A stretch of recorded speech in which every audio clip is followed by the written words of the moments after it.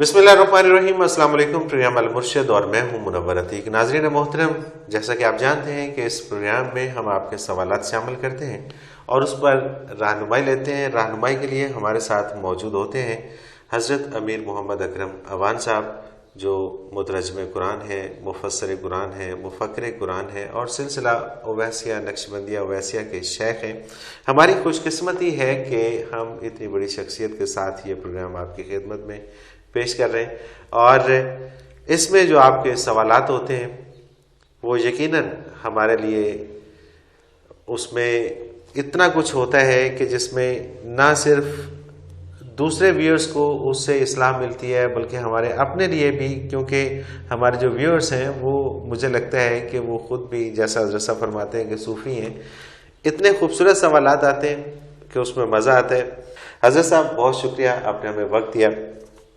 حضرت صاحب بے شمار ایس ایم ایس اور بے شمار ای میلز آتی ہیں، اور ان میں کچھ ایسے لوگ ہیں کہ جو دیوانہ وار آپ سے محبت کرتے ہیں۔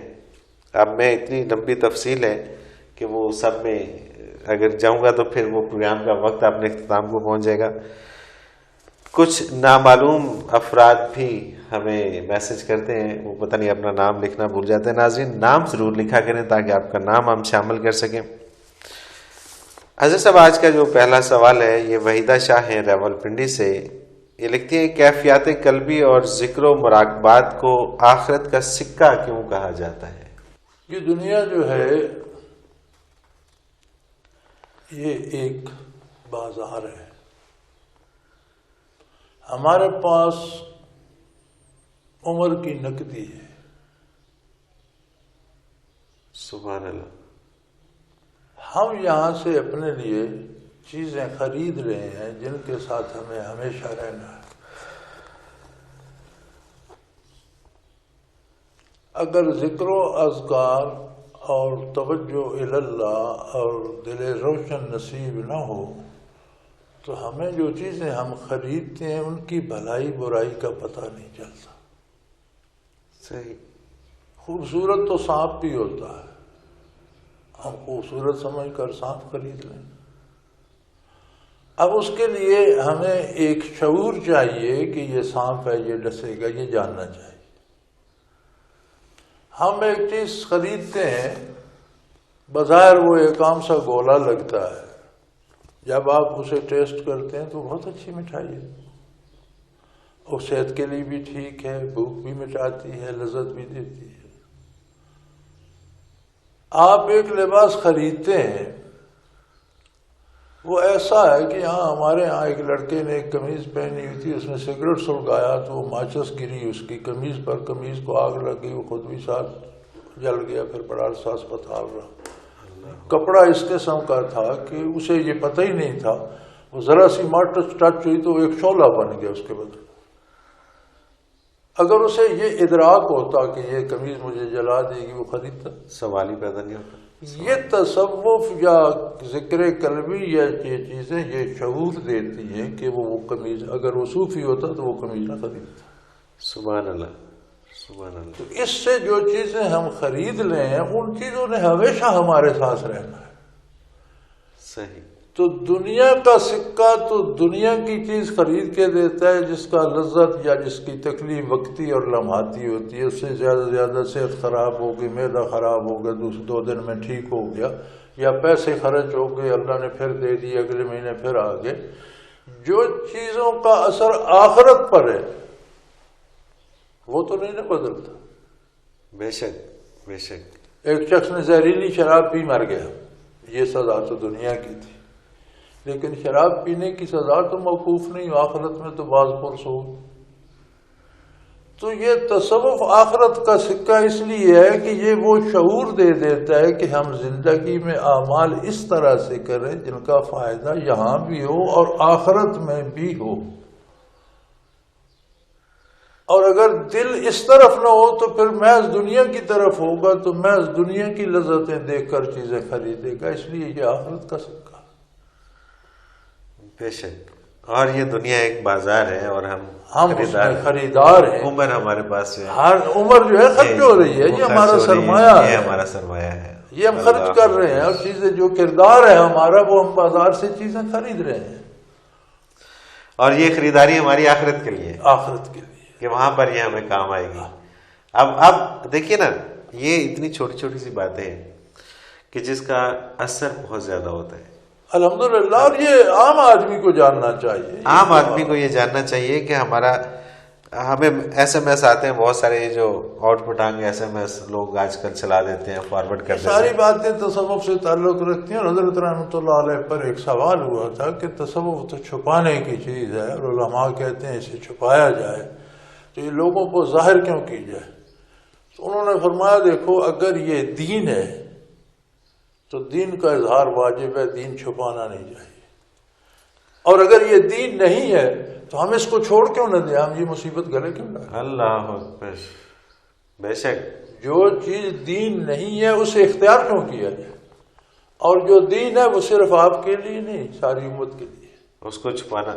اچھا، یہ بھی دیکھیے کتنی عجیب سی بات ہے کہ عام فہم میں یہ کہا جاتا ہے کہ نہیں، یہ واقعی چھپانے کی چیز ہے اور اس کو عام لوگوں کے اوپر آشکار کرنا مناسب نہیں ہے. چھپانے کی چیز کیفیات ہوتی ہیں، وہ آپ کا اور اللہ کا معاملہ ہے. صحیح. آپ کو کچھ سمجھ آتی ہے، نظر آتی ہے، آپ آخرت کو کس نظر، ایسے بندے بھی اللہ کے ہیں. جس طرح ہمیں دنیا نظر آتی ہے انہیں دنیا کے ساتھ ساتھ آخرت بھی نظر آتی ہے. اچھا، یعنی وہ کام جب کر رہے ہوتے ہیں تو یہ سمجھ رہے ہوتے ہیں کہ اس کا اثر دنیا میں یہ ہوگا، آخرت میں یہ ہوگا. ان کے سامنے دنیا و آخرت اکٹھی چلتی ہے. اور یہ شاید یہی وہ کیفیات قلبی اور ذکر و مراقبات ہیں.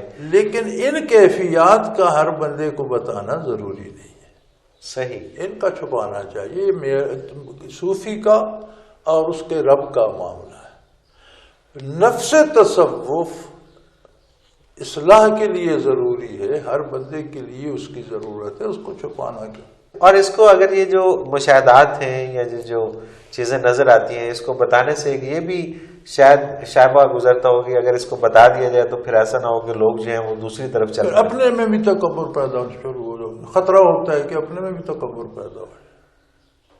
اچھا، جس نے دیکھ لیا سب اپنی آنکھوں سے وہ بھی متکبر ہو انسان تا دم آخر امتحان میں ہے. دنیا اس کے دل و دماغ پہ چھائی ہوتی ہے. آخرت کا سارا مدار اس کے اس یقین پر ہے کہ اللہ کے نبی پر اور اللہ کی کتاب پر اسے کتنا یقین ہے. ایک بات آپ دوسرے پر یقین کر کے سمجھتے ہیں، ایک خود دیکھ رہے ہیں، جو خود دیکھ رہے ہیں وہ مضبوط ہوتی ہے. میں وہی تو عرض کر رہا ہوں نا کہ جو آپ نے خود دیکھ لیا تو خطرہ ہوتا ہے کہ پھر اس طرف نہ مڑ جائے. لوگوں سے ہاتھ چمانا شروع کر دے، لوگوں سے شیرینیاں لینا شروع کر دے، دولت جمع کرنا شروع کر دے، لوگوں پر اپنا سکہ بٹھانا شروع کر دے. تو کوئی بات نہیں. کوئی گناہگار بھی آتا ہے تو وہ اللہ کا بندہ ہے. کوئی کافر بھی آتا ہے تو اس کے پاس ابھی توبہ کا چانس ہے، آپ اس سے نفرت نہیں کر سکتے. ہاں، اسے ترغیب دے سکتے ہیں پیار سے، نرمی سے کہ یار اس طرف آ جاؤ. نہ آئے تو اللہ حافظ، آ جائے تو الحمدللہ. لیکن اس کے پاس ابھی چانس ہے مرنے تک. جب کفر پہ مر جاتا ہے تو پھر آپ اس کے لیے دعا بھی نہیں کر سکتے کسی بخش. صحیح. لیکن جب تک زندہ آپ اس کے لیے دعا بھی کر سکتے ہیں، محنت بھی کر سکتے ہیں، مجاہدہ بھی کر سکتے ہیں. اب آپ نبی صلی اللہ علیہ وسلم کی تبلیغ کو دیکھیے. آپ نے ساری عمر جو تبلیغ کی، کہیں کسی مسلمان آبادی بستی میں جا کر حضور نے واعظ فرمایا؟ بالکل ضرورت ہی نہیں ہے. جہاں گئے کفار کے پاس گئے، کفار کے سرداروں کے پاس گئے. اور یہ بھی تبلیغ کا عجیب انداز ہے حضور کا کہ ایک سردار اگر سمجھ جاتا ہے تو سارا قبیلہ سمجھ جاتا ہے. سبحان اللہ. اور جس کی آج ضرورت ہے. اور سردار کے پاس جانے میں بڑا خطرہ تھا. آپ قبیلے کے کسی آدمی کو بات بتاتے ہیں تو عام بات ہے، لیکن آپ ایک سردار کو جا کر کہتے ہیں کہ توبہ کرو اور رحمتوں کو چھوڑ دو اور اللہ کو مانو، تو یہ زیادہ خطرہ. اور اس میں حضور کو تکلیفیں ہوئیں، ایذائیں ہوئیں. لیکن آپ صلی اللہ علیہ وسلم نے مسلسل یہ مجاہدہ 13 سال مکی زندگی میں تو صرف یہی کام جاری رکھا. سبحان اللہ، سبحان اللہ. مدنی زندگی میں آپ کے اتنے خدام ہو گئے، ایک ریاست، ایک سلطنت بن گئی. سلطنت کے احکام و افکار پھیلنے لگے، خدام پھیلنے لگے. تو یہ انداز ہے کہ اللہ کی ساری مخلوق کے پاس جس طرح توبہ کا چانس ہے، اسی طرح جو توبہ کر چکے ان کے بھٹکنے کا چانس بھی موجود ہے، بھٹکنے کا چانس بھی موجود ہے، اتنا ہی موجود ہے، دم آخر تک. اور دم آخرت تک یہ فیصلہ نہیں کیا جا سکتا کہ زندگی کے سانسیں ختم ہو گئی اور کوئی جو اپنا ساتھ لے وہ کامیاب ہو گیا.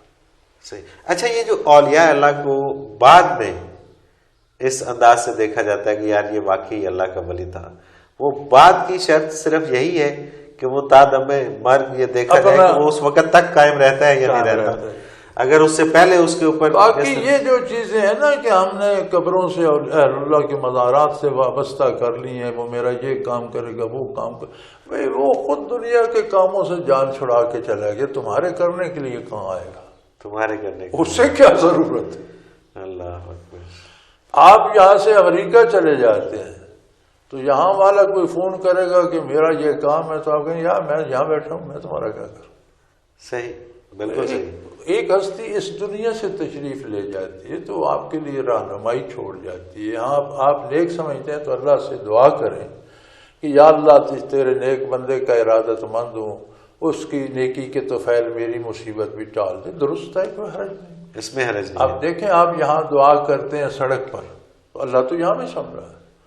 آپ اندر چلے جاتے ہیں مسجد میں دعا کرتے ہیں تو مقام سے فرق تو پڑے گا. بے شک. ٹکڑے زمین ہے، 10-50 گز کا فاصلہ ہے، تو یہاں دعا کرتے ہیں تو اور حال ہے، مسجد میں کرتے ہیں تو اور ہے. اسی طرح آپ خود کرتے ہیں اور کسی نیک کی مجلس میں بیٹھ کے کرتے ہیں اور بات ہے، کسی نیک پہ مزار پہ بیٹھ کے کرتے ہیں تو زیادہ اچھی بات ہے. لیکن پکارے اللہ کو ہی اور ان کا فائدہ حاصل کریں ان کے لیے. اچھا حضرت صاحب، یہاں پر بھی ایک بڑی چھوٹی سی وہی پردہ ہے چھوٹا سا.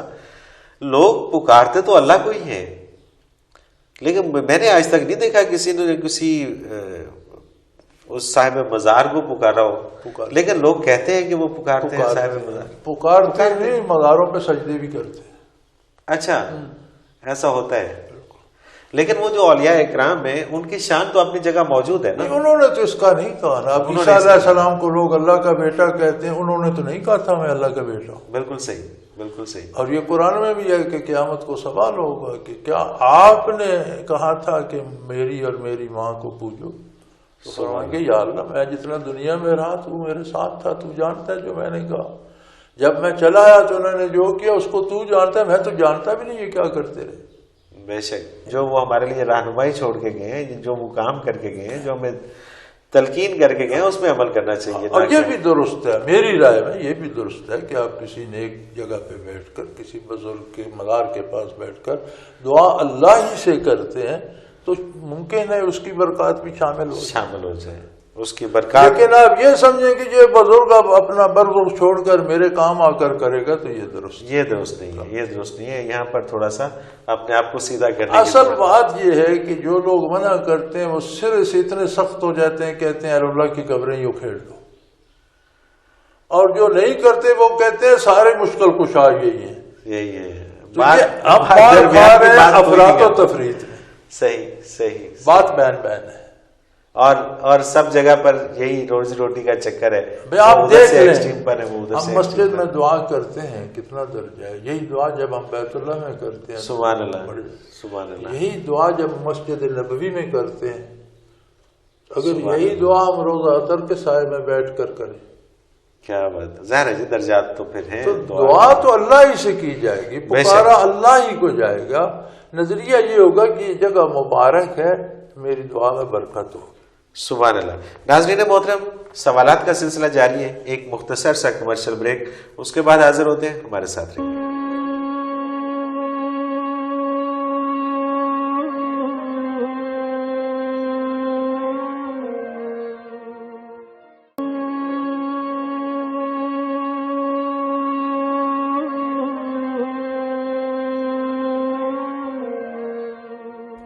پروگرام میں ایک بار پھر خوش آمدید ناظرین. آپ کے سوالات اور رہنمائی کے لیے ہمارے ساتھ موجود ہیں حضرت امیر محمد اکرم اوان صاحب، سلسلہ نقشبندیہ اویسیہ کے شیخ ہیں، مترجم قرآن ہیں، مفکر قرآن ہیں. حضرت صاحب ایک اور سوال محمد شفیع حیدرآباد سے کرتے ہیں. شرح صدر سے کیا مراد ہے؟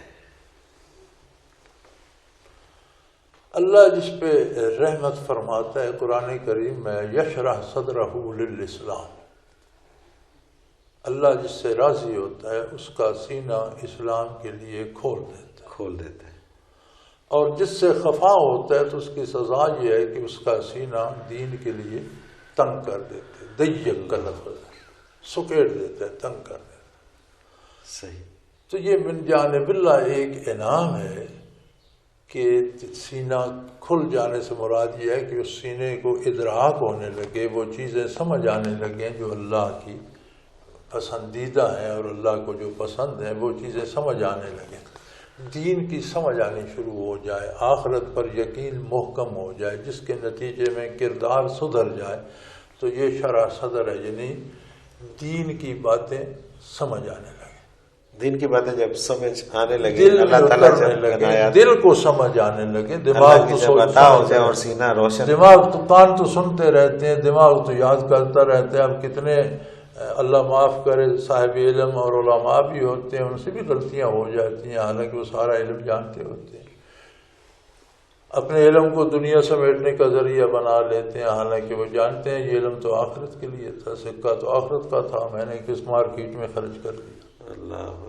جی کہاں کا مال تھا، میں نے کہاں لٹا دیا۔ اور قرآن کریم بھی مذمت کرتا ہے کہ میری آیات کو بیچ کر جو دولت جمع کرتے ہیں بڑا ظلم کرتے ہیں، اللہ دین کو بیچ کر دولت حاصل کرتے ہیں، کمال بات۔ تو شرح صدر یہ ہوتا ہے کہ سینہ دین کے لیے کھل جائے، یعنی دین کی سمجھ آنے لگے اور یقین آنے لگے، اور بندہ اس درجے پر پہنچ جائے کہ اس پر عمل شروع کر دے۔ سبحان اللہ، سبحان اللہ۔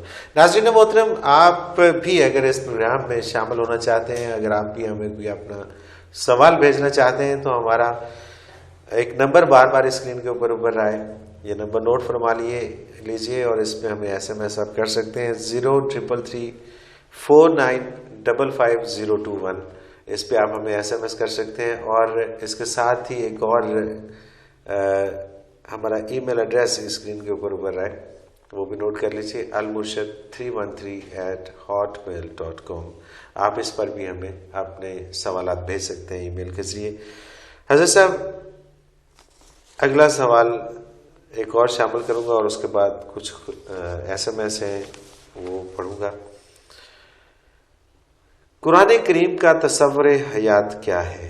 محمد شفیع حیدرآباد سے پوچھ رہے ہیں۔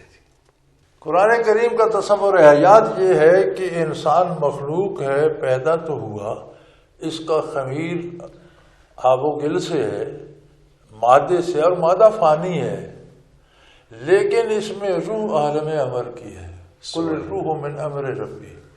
یہ دو امر ہیں، دو عالم ہیں، ایک عالم خلق ہے، ایک عالم امر ہے۔ عالم خلق سارا فانی ہے، تباہ ہو جائے گا، ختم ہو جائے گا، بدلا جائے گا، تبدیلیاں آئیں گی، لیکن عالم امر صفات الہی ہیں، ان میں فنا نہیں۔ صحیح۔ امر صفت ہے اللہ کی، عالم امر پر تو ہے صفات الہی کا، اس میں فنا ہے۔ اب روح عالم امر سے ہے، وہاں سے کیسے بنی، کس طرح بنی، اللہ کریم فرماتا ہے کہ یہ تم نہیں سمجھ سکتے، بس اتنا تمہارے لیے کافی ہے۔ کل روح من امر ربی وما اوتیتم من العلم الا قلیلا، تمہارے پاس اتنا علم نہیں ہے کہ تم عالم امر کے بھید جان سکو، تمہارے لیے یہ کافی ہے کہ روح عالم امر۔ اب عالم امر کی چیز کو موت نہیں ہے، تو اللہ کریم نے انتہائی نیچے کی چیز کو انتہائی نازک اور بلندی کی چیز کے ساتھ جوڑ دیا، سبحان اللہ، جوڑا ایسا کہ یہ دونوں لازم و ملزوم بن گئے۔ اب روح بغیر بدن کے دنیا میں کچھ نہیں کر سکتی، بدن بغیر روح کے کچھ نہیں کر سکتی، تو دنیاوی اعمال دونوں نے مل کر کیے، لہذا آخرت میں نتیجہ بھی دونوں بھگتیں گے، اور روح ہمیشہ رہے گی، نتیجہ بھگتتی رہے گی، بدن کو ساتھ ہمیشہ رہنا پڑے گا۔ اچھا، بدن کو بھی ساتھ ہمیشہ رہنا پڑے گا، انسانی بدن کو فنا نہیں ہے، کیونکہ روح فانی نہیں ہے، کردار ایمان سے لے کر اعمال تک دونوں نے مل کر کیا۔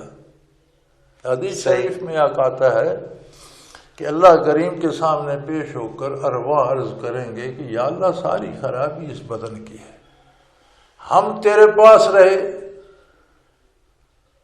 ہم نے کیا خرابی کی؟ آپ نے ہمیں اس میں پھنسا دیا، اس نے ساری خرابیاں کی۔ بدن کہے گا یا اللہ میں عرض کرتا ہوں کہ جب تک یہ روح نہیں آئی تھی میں نے کیا کیا؟ اللہ، اس نے آ کر ساری خرابی۔ حضور فرماتے ہیں اللہ انہیں ایک مثال دکھائیں گے، ایک بندہ اندھا ہوگا، ایک لولا ہوگا، ایک کی نظر نہیں ہوگی ویسے صحت مند ہوگا، دوسرے کی ٹانگیں نہیں ہوں۔ اب ایک درخت ہے پھل سے لدا ہوا ہے، وہ جو دیکھ رہا ہے وہ اٹھ نہیں سکتا، اس کی ٹانگیں، وہ کہتا ہے یار بڑا خوبصورت پھل ہے۔ جو اندر کہتا ہے مجھے تو نظر نہیں آتا کہاں ہے، وہ کہتا ہے مجھے اٹھا لو، وہ اسے کندھے پہ بٹھا کے وہ کہتا ہے اس طرف چل، لے جاتا ہے، قریب جا کے وہ پھل توڑتا ہے۔ تو اللہ کریم روح اور بدن سے پوچھیں کہ ان میں قصوروار کون ہے؟ اللہ اکبر، کہیں گے جی دونوں، فرماتا ہوں بھی دونوں بھگتو۔ اللہ اکبر، اللہ اکبر۔ تو قرآن کریم کا تصور حیات یہ ہے کہ انسان کو ہمیشہ رہنا ہے، اور جو کردار دنیا میں وہ کر رہا ہے وہ اپنی دائمی زندگی کے لیے چیزیں مہیا کر رہا ہے۔ موت فنا کا نام نہیں، ایک عالم سے دوسرے عالم میں منتقل ہونے کا نام ہے۔ ہم ذرہ خاک میں تھے، پشت پدر میں آئے، عالم چھوٹ گیا نا خاک میں۔ بے شک، شکم مادر میں گئے، پشت پدر سے تعلق چھوٹ گیا۔ شکم مادر سے دنیا میں آئے تو شکم مادر سے تعلق نہ رہا، دنیا سے برزخ میں چلے گئے تو اسی طرح جیسے پیچھے سے آ رہے ہیں آگے منتقل ہو گئے، فنا نہیں ہے۔ اللہ اکبر، سبحان اللہ۔ تو یہ ہے قرآن کا تصور حیات کہ آپ کو یہاں سے منتقل ہو کر آگے جانا ہے، وہاں ہمیشہ رہنا ہے۔ فرق یہ ہے کہ پشت پدر میں، شکم مادر میں آپ پر کوئی ذمہ داری نہیں تھی، جب دنیا میں آئے آپ مکلف ہو گئے، اللہ نے آپ کو ہوش دیا، پھر اپنے نبی مبعوث فرمائے، اپنی کتابیں بھیجی، آپ کی رہنمائی، اختیار آپ کو دیا، رہنمائی مکمل کی۔ اب اگر وہ رہنمائی نہیں لیتے تو آپ نے جرم کیا، پھر جب برزخ میں جائیں گے تو عالم اس عمل کے نتائج بھگتنا پڑ جائیں گے آخرت۔ حضرت صاحب ایک اور سوال ہے، یہ قدسیاں ہیں، قدسیاں یہ کہتی ہیں کہ جی آنکھوں میں اگر لینس لگائے ہوں اور اس کے بعد وضو کیا جائے تو وضو ہو جاتا ہے؟ لینس کا کوئی حرج نہیں ہے، کوئی حرج نہیں ہے، یعنی کہ لینس کیونکہ آنکھوں کو اندر سے دھونا شرط نہیں ہے۔ ٹھیک ہے، جب آپ وضو کرتے ہیں منہ دھوتے ہیں تو آنکھ بند کر لیتے ہیں، صحیح صحیح۔ لینس آنکھ کے اندر ہوتے ہیں۔ اس میں فرق آتا ہے اس آپ کی نیل پالش سے۔ اچھا، نیل پالش وہ ٹھیک نہیں ہے؟ نیل پالش آپ جب وضو کریں گے تو ریموور سے ریموو کر کے وضو کریں گے، کیونکہ ناخن کا گیلا کرنا دھونا شرط ہے۔ صحیح صحیح۔ آپ نیل پالش ریموو کر لیں، وضو کر کے پھر لگا لیں۔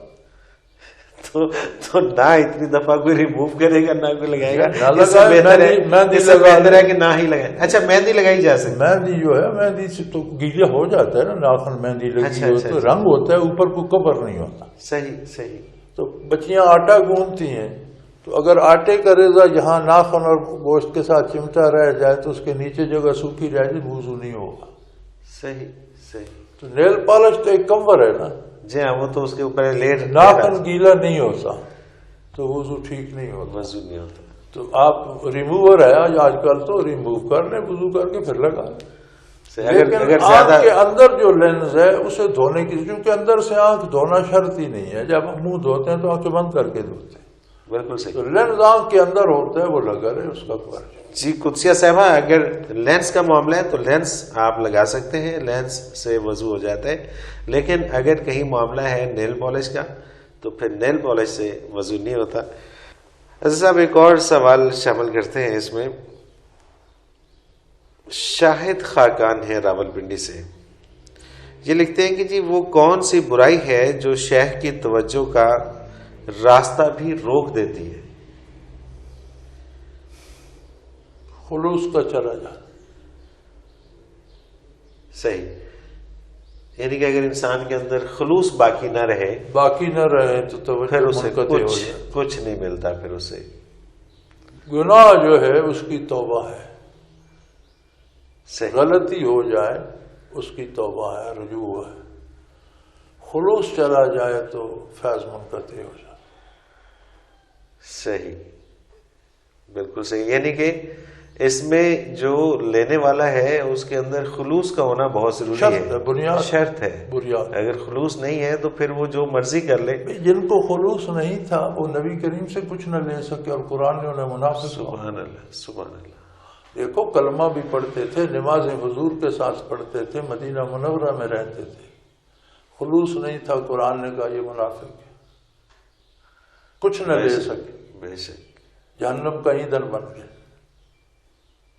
یعنی کہ صرف واحد ایک چیز ہے خلوص، کہ اگر خلوص باقی ہے تو پھر تو سب کچھ گنجائش ہے، پھر گنجائش ہے، غلطی ہو پھر جائے پلٹ سکتا ہے توبہ انسان. کی گنجائش ہے. خلوص چلا جائے پھر آپ نیکی بھی کریں تو وہ منافقت ہے، سبحان اللہ.